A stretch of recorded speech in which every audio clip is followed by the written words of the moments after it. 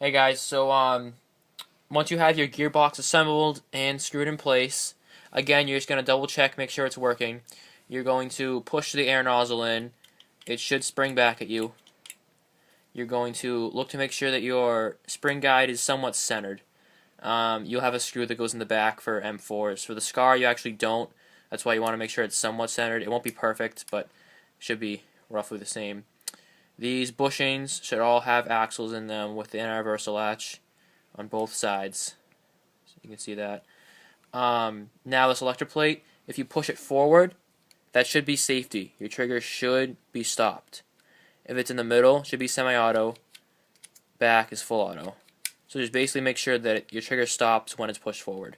This is your basic check to make sure everything's in order once it's screwed down. Now, from here, for the Scar, you need to put your selector gear into the hole and kind of line it up with your selector plate while moving it around. Eventually it'll kind of hit down into place. There you go. It'll click down into place, and that's what moves it from safe semi to auto. So, if you were to disable full auto for this gun, for example, if you want to make a DMR, this way is safety, down is semi, and back is full auto. So you would cut off this fin right here to prevent it moving back when it's moving to full auto. It would stay in semi-auto actually. And you can put epoxy back here too, or JB weld or plastic or anything to kind of just stop it from moving back into full auto. But that's what you would do. So now moving on, once this is in, you're going to guide this back into the lower receiver. Right now, mine is on safety, and I'm going to guide this in. It will not go all the way in, or even if it does, you're going to have to mess with it in a second. You're going to have to line up the trigger with the slot down here so that it goes through, and then push it down. See how my selector switch moved off of safe? What you're going to have to do now is take your flathead screwdriver and pry the body up from the shell and move your selector switch so that it matches with your gearbox. This is very trial and error. See how it's in safety, but yet I can still pull the trigger? It's actually in semi-auto right now. So this is very trial and error. You just kind of got to keep doing it until you get everything matched up correctly. See, safety is safety, semi-auto is semi-auto, full auto is full auto, and I can't move it past. Sometimes you'll be able to move it past safety, sometimes you won't. Usually you won't be able to, but it depends. Now that you have that side lined up, you're going to flip it over and line up the opposite side. I disabled ambidextrous controls on mine, so I will not be doing that, but if you were owning this gun, the exact same process, just on this side. Now that you're here, you're going to want to put in your both body pins. It is actually important that you put your body pins in before you screw on your motor grip, because sometimes your motor grip pulls the gearbox down slightly and your body pins won't line up properly. So just make sure these go in first. And it's only these back two. The front one is for securing the lower.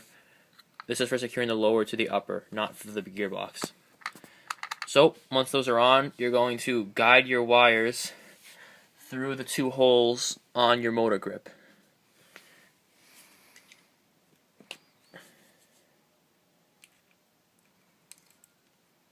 Once they're through, it will slide right on, and you will screw your motor grip into the gearbox shell.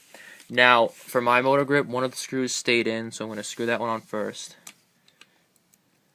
and then I will get the other one afterward.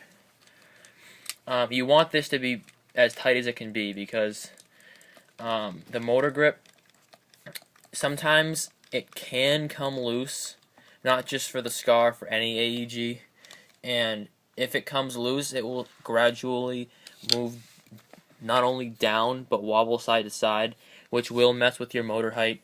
And in some build and stock guns, that really won't affect much, but if you're into upgrading or you have a stressful setup in your gun, that motor height movement can actually be enough to throw off the shimming between your beveled pinion and will mess things up sound-wise in your gun. Your gun will be really screechy. It won't be able to be centered.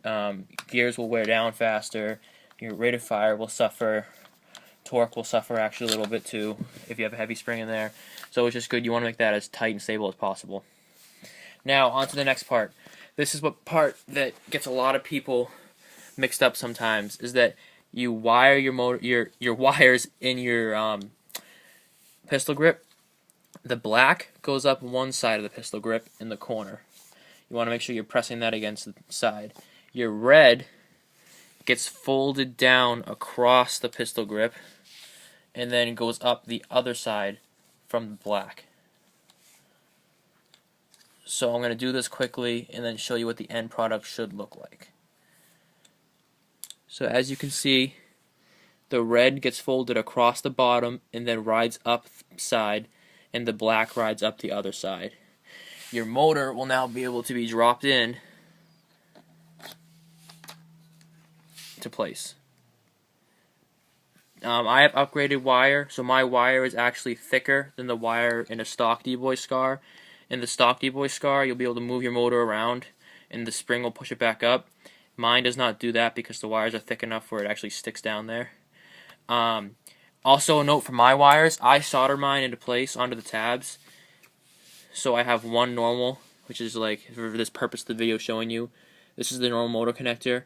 This goes on top of this tab over here, little thin tab. You press it right on top. And then this red one I solder.